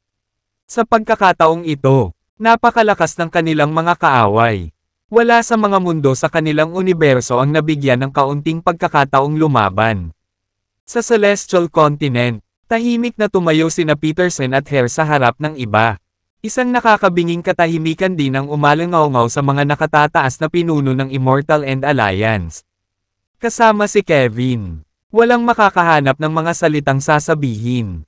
Isang walang katapusang dagat ng mga sibat mula sa hukbo ng Immortal End Alliance sa likod nila ang makikita. Hindi mabilang na mga sundalo ang nagtayo ng hukbo. Ang kanilang bandila ay nanginginig sa hangin. Ang bawat sundalo ay puno ng espiritu ng pakikipaglaban at determinasyon na dala ng matuwid na galit. Ang Immortal End Alliance ay ang pinakamakapangyarihang puwersa sa loob ng Fallen Immortal Cosmos. Ipinagmamalaki ng lahat na maging miyembro ng Fallen Immortal Cosmos. Ang mga sandata at magic treasure ay desperadong nakahawak sa mga kamay ng mga sundalo. Isang malakas na boom ang nagsabi sa kanila na ang kanilang mga kaaway ay nasa kanilang pintuan. Alam ng lahat na malapit nang magsimula ang isang madugong labanan. Tanging katahimikan ang nagsilbing pasimula ng pagdanak ng dugo na walang alinlangang magaganap. Ito ay ang katahimikan bago ang bagyo. Biglang umalangaw-ngaw ang malakas na dagindong mula sa pasukan. Darating na sila, seryosong sabi ni Peterson. Ilang saglit pa, kinailangan nilang lumaban para hindi matakpan ang kanilang mga tenga. Boom! Boom! Boom! Parehong ang langit at ang lupa ay nagsimulang marahas na manginig sa puwersa. Ang mga agos ng malalakas na aura ay unti-unting lumalapit sa kanila. Hindi nagtagal. Sa wakas ay pumasok na sa kanilang paningin ang kanilang mga kaaway. Sa totoo lang, walang masyadong kaaway. Ilang daan lang sa kanila ang sumalakay sa kanilang universo. Habang papalapit ang mga mananakop, para silang naglalakad habang patungo sila sa Celestial Continent na walang pagmamadali. Kahit mapaglarong mga hakbang, bawat isa sa kanila ay casual na naglabas ng hindi maipaliwanag na kapangyarihan na may kakayahang ibagsak ang mga bundok at ibagsak ang mga dagat. Parehong pinigilan ang langit at lupa. Para bang daan-daang nakakatakot na demonyo ang dumating. Basag, basag, basag. Habang papalapit ang daan-daang immortal na langit. Pulgada bawat pulgada. Ang mismong espasyo ay nagsimulang gumuho. Lumitaw ang manipis na mga bitek sa web sa nanginginig na kalangitan sa itaas. Sunod-sunod na nahulog ang mga piraso ng langit. Haha, lahat yata kayo ay galing sa Immortal End Alliance. Mabuti. Halika. Lumuhad at tanggapin ang iyong kamatayan. Malamig na sinabi ng isa sa mga immortal sa langit habang humakbang pasulong mula sa kanyang mga kapatid. Boom! Isang kakilakilabot na enerhiya ang bomb-alot sa Celestial Continent sa pamamagitan lamang ng sigaw ng langit na walang kamatayan. Bago pa makapag-react ang sinuman, may nangyaring nakakatakot. Puff! Puff! Ilang mga tao mula sa hukbo ng Immortal End Alliance ang lumuhad habang nagluluwa sila ng makapal na mga patak ng dugo bago tuluyang bumagsak sa sarili nilang madugong suka. Maging ang kanilang makapangyarihang mga ninuno ng sekta ay hindi nakaligtas at halos hindi napigilan ang umaagos na dugo sa paglabas sa sulok ng kanilang mga bibig. Sa kabutihang palad, inilabas ni Peterson at Hare ang kanilang mga aura upang labanan ang bahagi ng presyon ng enerhiya sa tamang sandali. Kung hindi, karamihan sa mga miyembro ng Immortal End Alliance ay agad na namatay sa isang galaw lang. Ay, hindi. Napakalakas niyan. Sa kaunting energy pressure lang. Marami na sa atin ang nasugatan. Ito ay kakilay-kilabot. Paano natin ito lalabanan? Napuno ng takot ang lahat ng miyembro ng Immortal End Alliance habang kinakabahan silang sinulyapan ang maputlang mukha ng isa't isa. Haha! Ito ba ang pinakamalakas na puwersa sa Fallen Immortal Cosmos? Masyadong mahina. Masyadong mahina. Mas mahina ka pa sa langgam. Walang katapusang mapanuksong tawa ang bumungad sa mga immortal na langit habang naghahadya sila ng mga insulto sa pagitan ng kanilang mga hadjejek. Lahat sila ay nasa mood na magsaya sa pamamagitan ng pagpili sa mahinang universo na ito. Sa kanilang palagay, kahit nabigyan ng pakpak ang mga taong ito, walang sino man sa kanila ang posibleng makatakas. Wala sa kanila ang nakahanap ng pangangailangang magmadali kapag imposibleng talunin sila ng mga mahihinang ito. Makalipas ang ilang segundo. Ano? Hindi ako nagbibiro. Pumunta ka rito. Lumuhad ka. At humingi ng tawad sa sandaling ito. Malamig na sigaw ng Heaven Immortal na humakbang pasulong. Sa Celestial Continent, biglang humakbang si Peterson at sumigaw.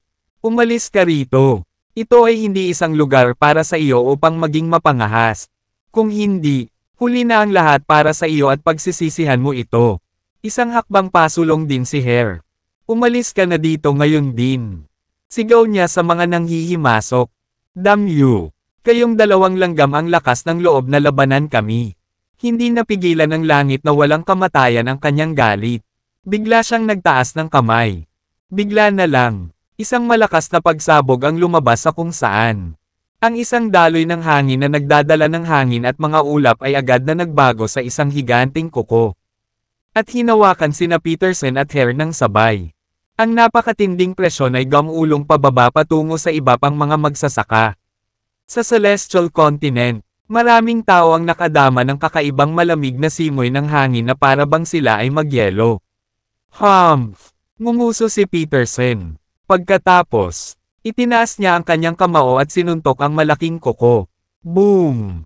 Ang kanyang kamao ay sumabog sa asul na kalangitan at agad na nabasag ang kuko ng langit na walang kamatayan. Fuck off! Galit na sigaw ni Hare habang hinahampas ang kamay niya. Ang kanyang palad ay parang isang napakalaking bundok na ganap na nilipol ang lahat ng nadaanan nito. Ano? Paano na? Nasa Heavenly Immortal Realm din kayong dalawa. Ang langit na walang kamatayan sa kabilang panig ay namutla sa takot. Napilitan siyang umatras. At makitid na umiwas sa dambuhalang palad ni Hare. Gayunpaman, bahagyang tinamaan pa rin siya ng papasok na pag-atake ng palad. Dumura siya sa lugar at matinding nasugatan. Hindi ako makapaniwala na may dalawang cultivator sa Heavenly Immortal Realm na nakatago sa mababang antas ng cosmos. Nakakagulat talaga. Ang ibang mga immortal sa langit ay nanunuya kina Peterson at Hare. Pumunta ka sa impyerno. Galit na galit ang nasugatang langit na walang kamatayan. Bigla siyang naglabas ng isang mahabang sable. Gamulong ng libo-libong saber wave. At nilaslas ang buong Celestial Continent. Sina Peterson at Hare ay parehong pinaikit ang kanilang mga mata sa mahabang sable. Isa itong magic treasure na pino ng isang banal na Diyos. Kung ang kalaban nila ay itong langit na walang kamatayan. Hindi natakot sina Peterson at Hare. Gayunpaman, iba ang sitwasyon ng magkaroon ng divine level magic treasure ang kanilang kalaban, Dustin. Ang isang langit na walang kamatayan na may isang mahiwagang kayamanan ay maaaring magpakawala ng nakakatakot na kapangyarihan.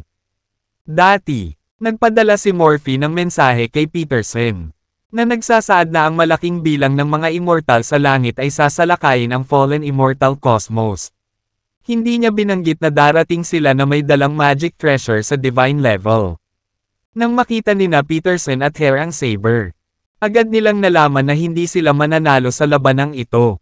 Boom! Boom! Boom! Bigla na lang, isang nakakatakot na aura ng talam ang dumaan patungo sa Celestial Continent. Umalis. Lahat. Mags ibalik. Parehong ginamit ni Peterson at Hare ang kanilang mga kasanayan sa parehong oras. Gamit ang isang kaway ng kanilang mga manggas, ginulong nila ang hukbo ng Immortal End Alliance at itinapon sila diretso sa Celestial Palace sa gitna ng Celestial Continent. Bagamat napakabilis nilang kumilos, marami pa rin ang natama ng Blade Aura. Puff! Puff! Puff! Sa isang iglap, mahigit 100,000 tao ang hinampas at itinapon. Sa kanila, 10,000 mga katawan ng mga tao ang sumabog at ang kanilang mga kaluluwa ay nalipol. Tumayo sina Peterson at Hare sa harapan nila at sumigaw sa hukbo ng Immortal End Alliance. Lahat, pumunta sa Celestial Palace ngayon din. No way. Pumunta ka sa impyerno kasama sila. Oo, hindi tayo atres. Ang mga mandirigma ng Immortal End Alliance ay may karangalan at katapangan. Hindi tayo tatayo laban sa mga mananakop. Maraming tao sa Immortal End Alliance, kabilang ang 8 Stone Saints, ang ayaw tumakas mula sa labanan. Noon, 10,000 mandirigma ang namatay. At marami pa ang nahuhulog sa kamay ng walang awa ng mga immortal na langit, na may dugong mga mata. Maraming sundalo ng Immortal End Alliance ang sumugod ng may determinasyon. Bumalik ka. Galit na galit si Peterson kaya napilitan siyang palakihin ang kanyang kamay at sampelan ang kawan ng mga mandirigma. Kaagad, ang hukbo ng Immortal End Alliance ay napilitang lumipad pabalik sa Celestial Palace. Sabay nating patayin ang dalawang matandang ito. Pagkatapos, 12 ng mga immortal sa langit na may mga banal na kayamanan sa kanilang mga kamay ang sumugod patungo kina Peterson at Hare. Boom! Ang mga sinag ng nakakatakot na enerhiya ay patuloy na dumating sa kanila. Alam ni na Peterson at Hare na hindi nila kayang labanan ang kanilang mga pag-atake. Kaya, agad nilang ginamit ang kanilang kakayahan sa paggalaw ng katawan at umatras pabalik sa Celestial Palace. Boom! Boom! Boom! Ang langit at ang lupa ay yumanig ng husto. At ang buong kalawakan ay gumuho. Ang kakilakilabot na mga alon ng enerhiya mula sa mga banal na kayamanan ay sumire sa lahat. Sa isang iglap, ang Celestial Continent ay nabura. Gayunpaman, ang Celestial Palace ay pinananatiling nakalutang sa kawalan. Ano? Kakaiba iyon. Parang isang space magic treasure sa divine level. Ang lahat ng mga immortal sa langit ay tumingin sa Celestial Palace na nakahover sa kawalan dahil sa gulat. Oo. Isa talaga itong space magic treasure sa divine level. Sigaw ng isang langit na walang kamatayan. Hindi katakataka na ang lahat ng mga nilalang ng Immortal End Alliance ay narito para kanlungan. Bihira lang makakita ng ganitong divine level space magic treasure. Hindi ako makapaniwala na mayroong isa sa mababang antas ng cosmos na ito. Maraming immortal na langit ang nakanganga sa palasyo sa pagkamangha. Sa Celestial Palace, hindi tayo mananalo sa laban na ito. Daan-daang mga immortal sa langit at napakaraming kayamanan ng mahika sa banal na antas ay hindi maisip na makapangyarihan. Napabuntong hininga si Peterson. Sa katunayan, ang aming lakas ay hindi katumbas ng mga nanghihimasok na ito. For the meantime, pwede tayong magtago dito sa Celestial Palace. Dagdag ni Hare habang umiiling. Sa ngayon, si Dustin na lang ang pag-asa natin. Ayon sa misteryosong master na iyon, babalik dito si Dustin sa lalong madaling panahon. Sabi ni Peterson, dapat ba talaga tayong magtiwala kay Dustin? Huwag mong gawin ito sa maling paraan. Ngunit nang umalis siya sa lugar na ito, isa lamang siyang tunay na walang kamatayan. Alam ko na siya ay may talento. Ngunit walang paraan na makakakuha siya ng labis na lakas sa ganoong maikling panahon. Sa katunayan, tayo ay mas makapangyarihan kaysa sa kanya. Naguguluhang sabi ni Hare. Hindi ko rin alam. Ayon sa master na iyon. Hanggat bumalik si Dustin, Malulutas ang krisis ng Fallen Immortal Cosmos. Matigas na sabi ni Peterson. Nagkaroon ba si Dustin ng napakahalagang pagkakataon para pagbutihin ang kanyang sarili sa mga araw na ito? Nagkatinginan sina Peterson at Hare na naguguluhan. Samantala, sa labas ng Celestial Palace, I'm growing impatient. Let's break this space magic treasure together. Lahat ng nilalang ng Immortal End Alliance ay nakatago sa loob ng palasyo. Dapat natin itong basagin para mahuli sila. Isang langit na walang kamatayan ang iminungkahi. Sige, sabay na tayo.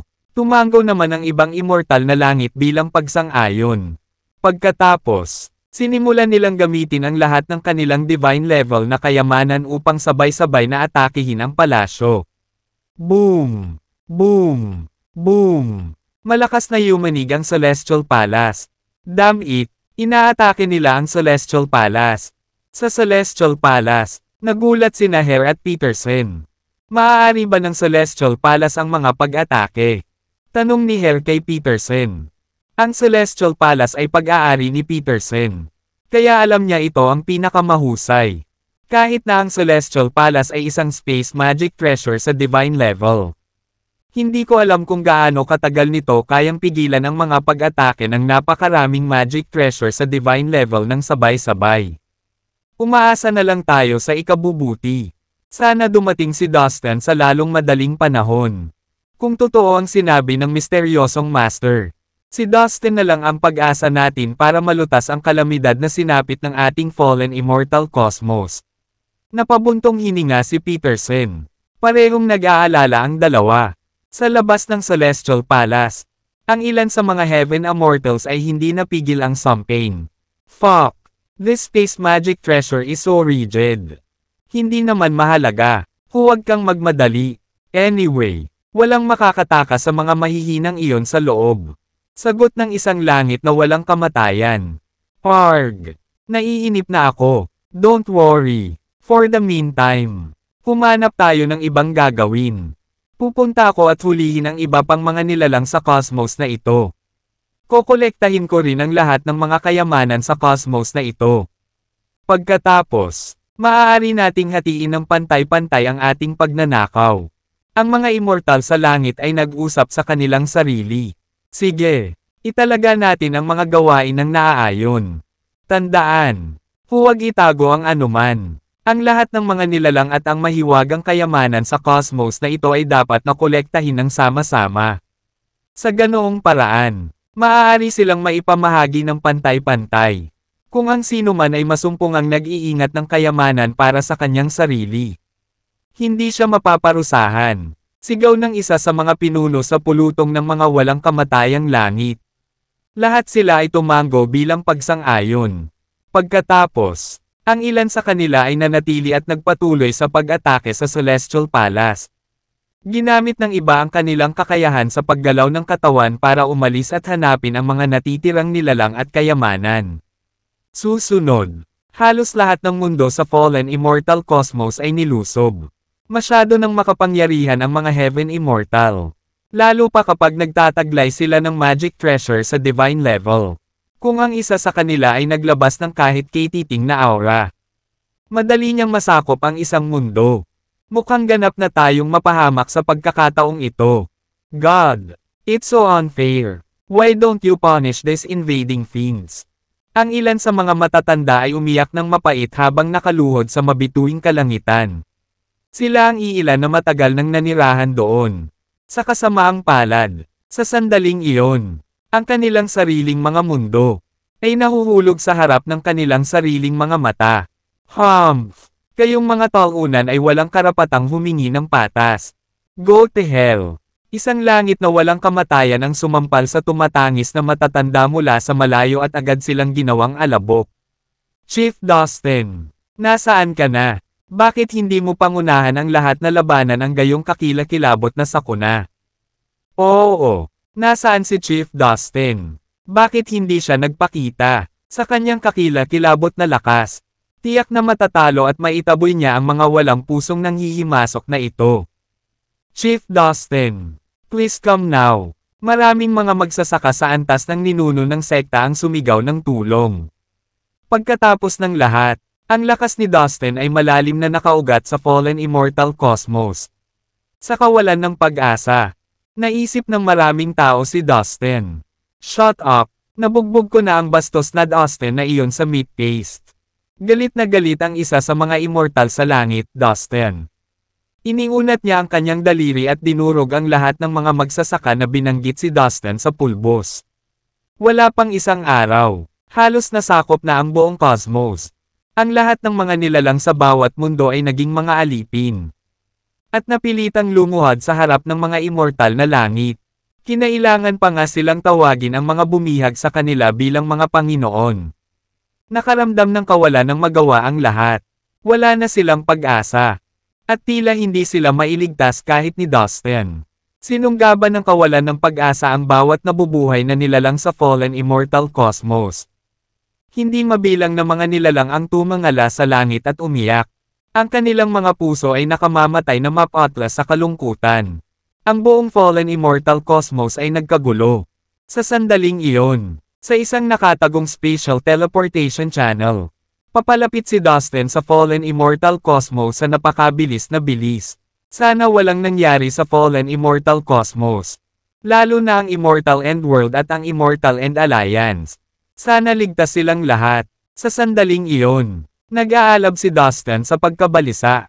Nais niyang makabalik kaagad sa cosmos at mapatay ang lahat ng nanghihimasok sa kanyang minamahal na tahanan. Wala akong pakialam kung saang angkan, sekta, o universo sila kabilang, o kahit gaano pa sila kalakas. Haharapin nila ang galit ng aking kapangyarihan kung mahawakan nila ang sinuman mula sa fallen immortal cosmos. Balang araw, papatayin ko ang lahat ng mga banal na Diyos na tumulong sa pagpaplano ng masamang planong ito. Sigaw ni Dustin habang nakakuyom ang kanyang mga kamao. At ang kanyang mga mata ay nag-aapoy sa galit. Samantala, sa labas ng mundo ng Divine Being, ginamit ni Morphe at ilang iba pang mga banal na Diyos ang kanilang mga espiritual na pandama upang galugarin ang mundo ng Divine Being pabalik-balik. Ilang beses na nilang hinanap ang mundo.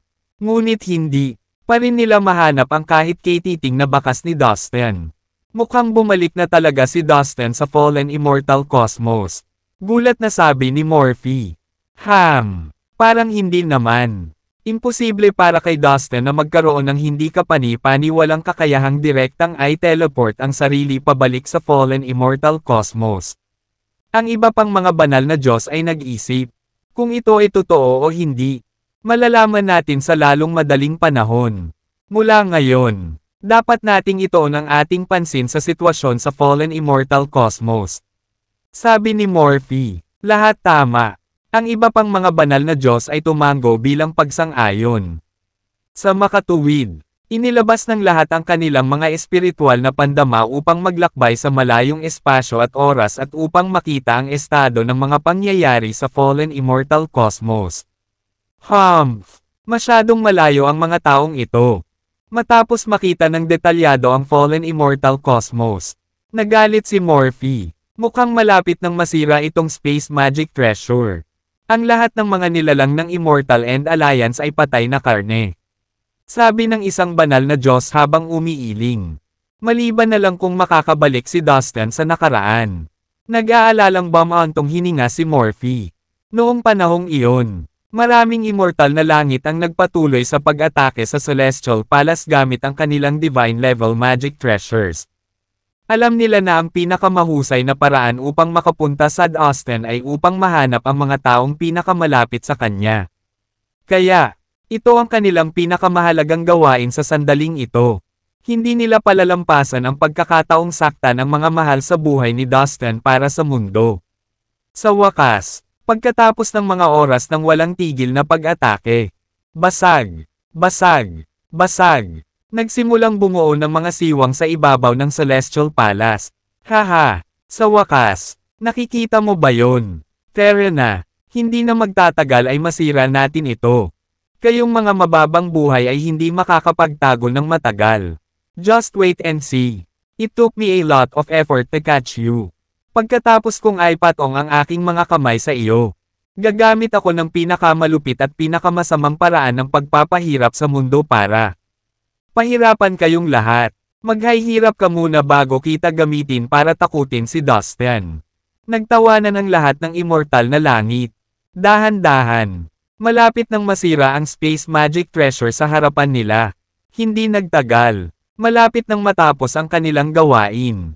Lahat sila ay tuwang-tuwa sa pag-iisip na hulihin ang mga nagtatago sa loob ng Celestial Palace. Samantala, sa Celestial Palace, damn it, malapit nang masira ang Celestial Palace. Malaki ang pagbabago sa mukha ni Hare dahil hindi niya maiwasang mag-alala. Peterson ay nakatali din sa mga buhol. Sa likuran nila ay nakatayo ang mga senior na miyembro ng Immortal End Alliance. At lahat ng kanilang mga sundalo ay umaabot hanggang sa dulo ng langit na parang isang malawak na dagat.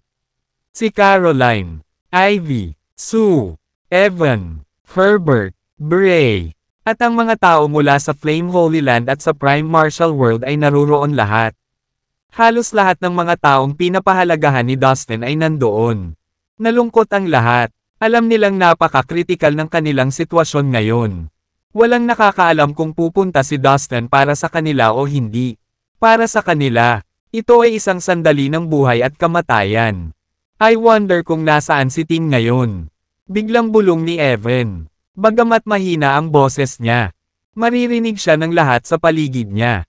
Bahagyang nanginig sina Caroline, Ivy, at Sue. Hindi nagtagal. Silang tatlo ay nakarating na sa antas ng ninuno ng sekta. Dahil pinagkadalubhasaan ni Caroline ang mga lihim na kasanayan mula sa kanyang ninuno. Mabilis siyang sumulong sa kanyang paglilinang. Si Ivy at Sue ay mayroong Crystal Buddha body. At natututo ng makikinang na mga kasanayan sa makapangyarihang Budismo. Bilang resulta, sila rin ay gumawa ng pagsulong sa kanilang paglilinang. Lahat sila ay nasa antas ng ninuno ng sekta. Dahil silang tatlo ay mga asawa ni Dustin. Ang balita tungkol sa kanilang pag-abot sa sect ancestor level ay kumalat na parang apoy sa Fallen Immortal Cosmos. Alam ng lahat sa Fallen Immortal Cosmos ang tungkol sa tatlong babae. Madalas pinag-uusapan ng mga tao si Dustin at ang kanyang mga asawa. Sa kanilang mga mata, si Dustin ang pinakamakapangyarihang nilalang sa cosmos. Ang kanyang mga asawa ay pawang malalakas, magaganda, at mahuhusay na magsasaka. Maraming lalaki ang naiinggit sa kanya. Kahit na sina Caroline, Ivy, at Sue ay mabangis na magsasaka sa antas ng ninuno ng sekta. Mayroon pa rin silang malambot na lugar para kay Dustin. Sa sandaling binanggit ni Evan ang pangalan ni Dustin, lalong bumigat ang puso ng tatlong babae. Caroline, Ivy, I miss him. Mahinang sabi ni Sue. Si Dustin ang tinutukoy niya. Mukhang nanlumo sina Caroline at Ivy. Nami-miss din namin si Dustin. Sabi nila, Evan, bakit mo pa pinapalaki si Dustin? Tanong ni Herbert kay Evan. Pagkatapos ay lumapit siya kay Evan at bumulong. Hindi ito ang pinakamagandang oras para banggitin ang pangalan niya. Ayaw mong magalit sina Caroline, Ivy, at Sue. I'm sorry. Hindi ko sinasadyang magalit ka. Humingi ng paumanhin si Evan sa tatlong babae nang mapagtanto niya kung gaano siya ka-insensitive. Evan, ikaw, ang tanga mo talaga, sabi ni Herbert habang iniikot ang mata kay Evan. Ayos lang, mahinahong tugon ni Caroline. Sa oras na pumasok ang mga kalaban natin dito, dapat handa na tayong labanan sila ng buong tapang. Hindi natin mapahiya si Dustin. Sabi ni Caroline habang lumilingon kay Ivy at Sue. Naikuyom niya ang kanyang kamao at nagngangalit ang kanyang mga ngipin. We will. Tumanggaw sina Ivy at Sue na may determinadong mga mukha. Tama ka. Dapat nating lipulin ang ating mga kaaway sa lahat ng paraan. Sabi ni Ivy. Oo. Hindi tayo pwedeng sumuko sa kanila. Matigas na sabi ni Sue. Dustin.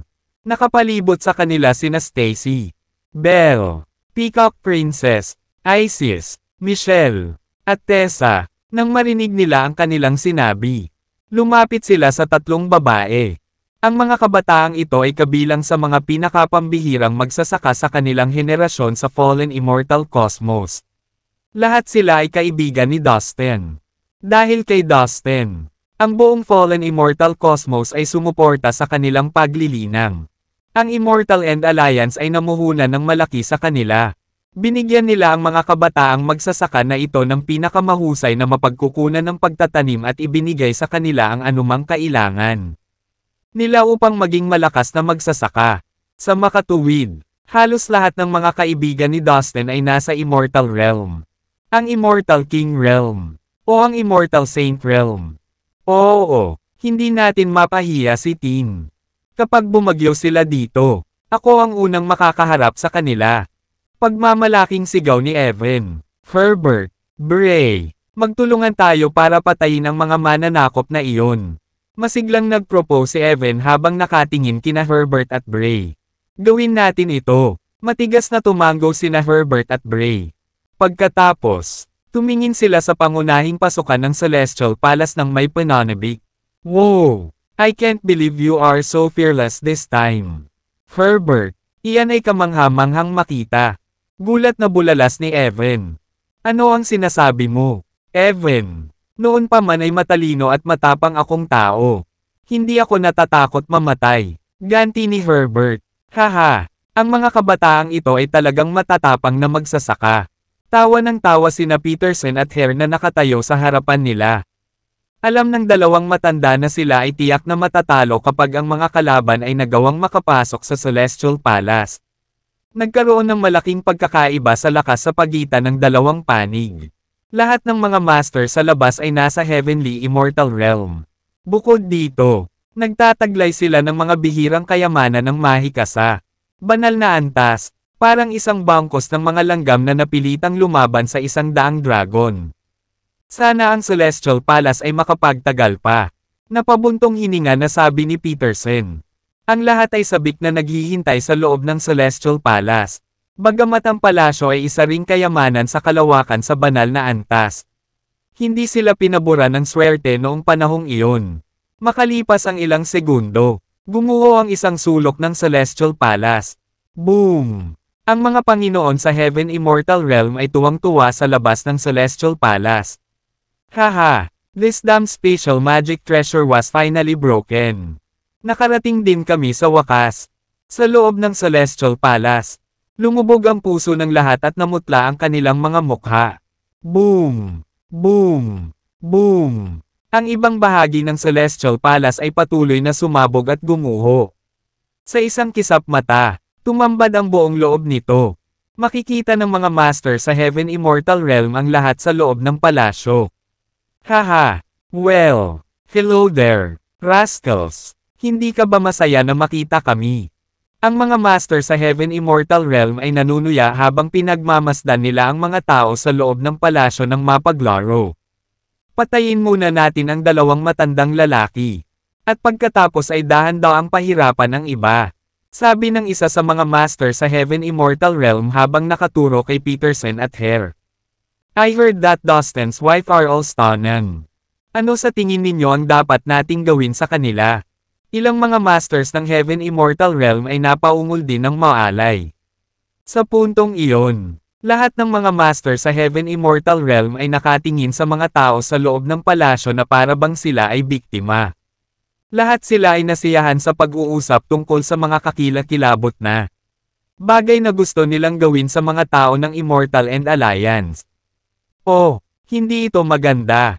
Nawasak ang Celestial Palace. Nagulat si Morphe at ang iba pang Divine Gods habang nakapikit ang kanilang mga kilay. Bagaman sila ay mga banal na Diyos, hindi sila maaaring makagambala sa mga bagay sa fallen immortal cosmos. Damn it, where the hell is Dustin? Bakit hindi pa siya nagpapakita? Nag-aalalang nagmura si Morphe. Haha, Dustin, ngayon alam mo na kung ano ang kaya namin. Lahat ng nasa Immortal End Alliance ay mahuhulog sa ating mga kamay. Kapag nangyari iyon, tingnan natin kung kaya mo pa bang maging mayabang. Sa lalong madaling panahon ang mga banal na core na iyon ay tiyak na magiging atin. Maraming Divine Gods na nagbabantay sa space barrier ng Fallen Immortal Cosmos ang masayang tumawa. Binabantayan nila ang Fallen Immortal Cosmos gamit ang kanilang mga espiritual na pandama. Kaya naman, agad nilang nalaman kung kailan nawasak ang Celestial Palace. Ang galing! Malapit ko nang maibalik ang Divine Core ko. Ang bawat isa sa mga banal na Diyos ay natuwa. Ang labanan sa pagitan ng mga tao sa loob ng Celestial Palace at ng mga Master sa Heaven Immortal Realm ay malapit ng sumiklab anumang oras. Samantala sa labas ng Fallen Immortal Cosmos. Sa labas ng Asol. Ang espasyong malapit sa cosmos ay nagsimulang umikot tulad ng isang mapanganib na puyo ng tubig. Pagkatapos, isang figure ang biglang sumugod mula sa kawalan. Ang kanyang itim na buhok ay lumipad ng ligaw dahil sa kanyang nakakagulat na bilis. Pagkatapos, bumangon siya at tumingin sa harapan. Bumalik na ako, Fallen Immortal Cosmos, sabi ni Dustin na may malungkot na ekspresyon. Sa sobrang tuwa niya ay halos maluha na siya. Kaagad, pinakawalan niya ang kanyang espiritual na pakiramdam upang makita ang buong cosmos. Namumula ang mukha ni Dustin sa bawat segundong sinusuri niya ang sitwasyon. Ang Fallen Immortal Cosmos ay nasa isang gulo. Sa loob ng isang segundo, nakita ni Dustin ang lahat ng nangyari sa Celestial Palace. Terra, patayin, patayin. Umabot sa kanyang tenga ang malalakas na sigaw ng labanan sa Celestial Palace. Nagballistic si Dustin. Siya ay galit na ang napakalaking enerhiya ay naging nagliliyab na apoy na nagninanga sa kanyang katawan. At ang espasyo sa paligid niya ay yumanig ng husto.